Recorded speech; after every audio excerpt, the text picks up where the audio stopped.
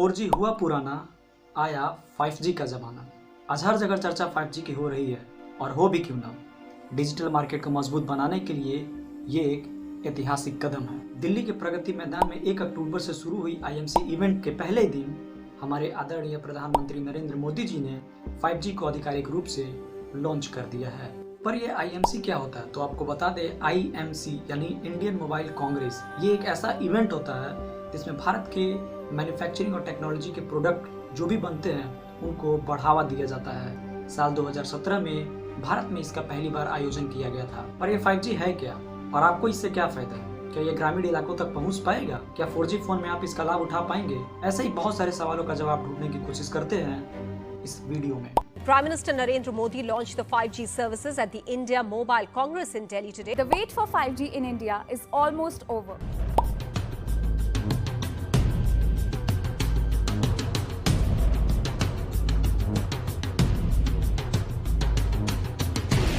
One G, 2G, 3G, 4G, 5G, इन सब में एक चीज कॉमन है, और वो है G, जिसका मतलब होता है जनरेशन।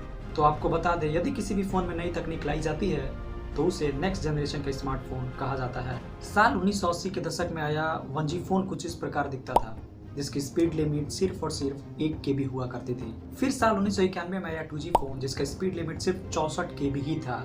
फिर उसके बाद आया 2000 में 3G फोन, और उसके बाद 2011 में लॉन्च हुआ 4G फोन, जिसका स्पीड लिमिट 100 MBPS था, जिससे आप किसी भी फाइल को बहुत ही आसानी से डाउनलोड कर सकते थे। और फिर यानी अभी 2022 में प्रधानमंत्री नरेंद्र मोदी जी ने 5G को लॉन्च किया है, और ऐसा बताया जा रहा है कि इसका जो स्पीड लिमिट है वो 1 Gbps है। यदि हम बात करें 5G फोन के फायदों के बारे में, तो आप इसे जानकर हैरान हो जाएंगे। ऐसा कहा जा रहा है कि इसका जो इंटरनेट स्पीड है वो 4G से 10 गुना ज़्यादा होने वाला है। और आपने बहुत सारे ऐसे प्रॉब्लम फेस किए होंगे, जब भी आप वीडियो कॉल करते हैं तो उसकी क्लियरिटी नहीं आती है, या फिर कनेक्टिविटी काफ़ी स्लो होती है। तो आपको बता दें, यदि आप 5G इस्तेमाल कर रहे हैं तो आपको बफरिंग की कोई प्रॉब्लम नहीं होगी। कनेक्टिविटी एकदम साफ और सुथरी होगी, और क्लियरिटी का तो पूछिए ही मत।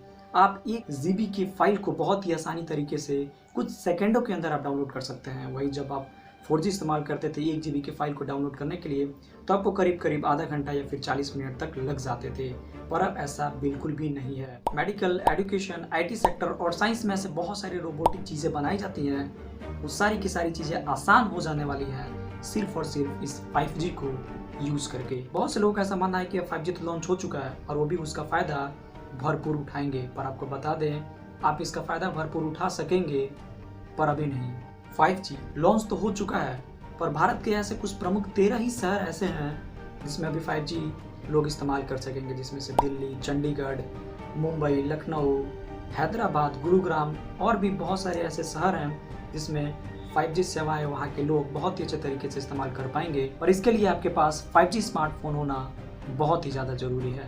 आपको ये भी बताते चले कि भारत की सबसे बड़ी टेलीकॉम कंपनी रिलायंस जियो और एयरटेल का ये मानना है कि दिसंबर 2023 तक वो भारत के हर एक शहर, हर एक ग्रामीण इलाकों तक 5G की सेवाएं पहुंचा दी जाएंगी।